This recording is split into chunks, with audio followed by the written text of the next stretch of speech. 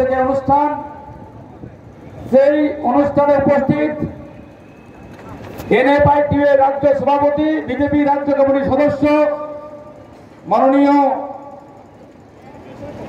অমিয় সরকার মহাশয়,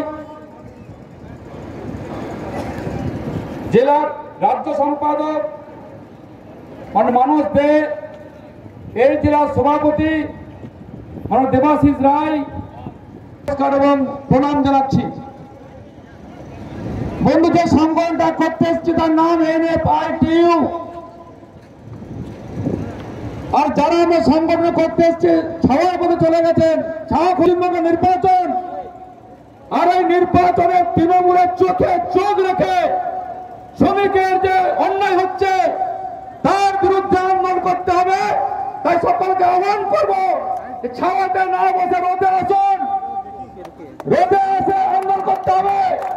মানুষদের আন্দোলন করতে আসছি আমরা, তাই ছাওয়া খোঁজার কোনো দরকার নেই। এখানে আসুন, আমাদের মূল্যবান বক্তব্য শুনবেন।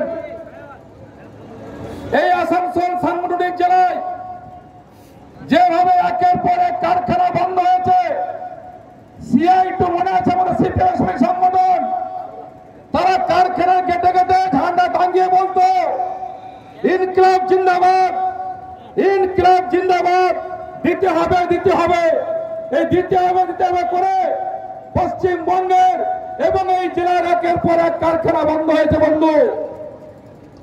আর টিএমসি আসার পরে সেই আইএনটিটিউসি, তৃণমূল কংগ্রেসের ট্রেড ইউনিয়ন, তারা এসে পরে একের পর এক তোলাবাজি করেছে, শ্রমিককে বঞ্চিত করেছে, মালিককে চমকিয়েছে। আর দিনের পর দিন শোষণের পরে আমাদের একের পর এক শিল্পাঞ্চলে কারখানা বন্ধ হয়েছে।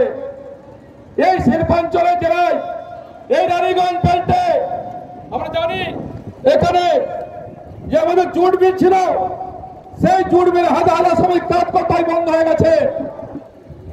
বন্ধু, চিন্তার কোনো কারণ নেই। এই শিল্পাঞ্চলে হাজার হাজার কারখানা বন্ধ হয়ে পড়ে আছে।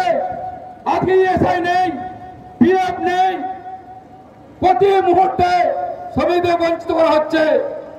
আর মাত্র 6 মাস পরে নির্বাচন, আর গতকাল দেখেছেন নির্বাচনে বিহার, মধ্যপ্রদেশ, আমাদের রাজস্থান, মণিপুর উপনির্বাচন হয়েছে।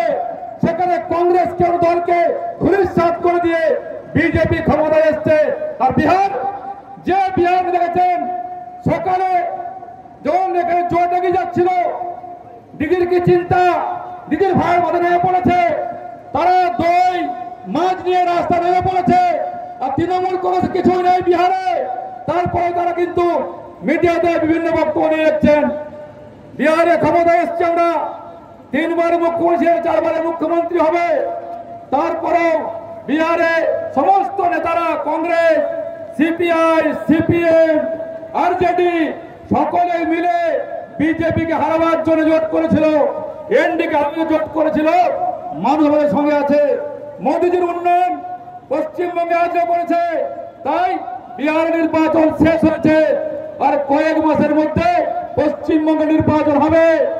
আর সেই নির্বাচনে বিজেপি ক্ষমতা আসবে, বাংলায় বিজেপি, কেন্দ্রে বিজেপি, আর তারপরে বাংলার সার্বিক উন্নতি হবে, এলাকায় শিল্পাঞ্চলের উন্নতি হবে।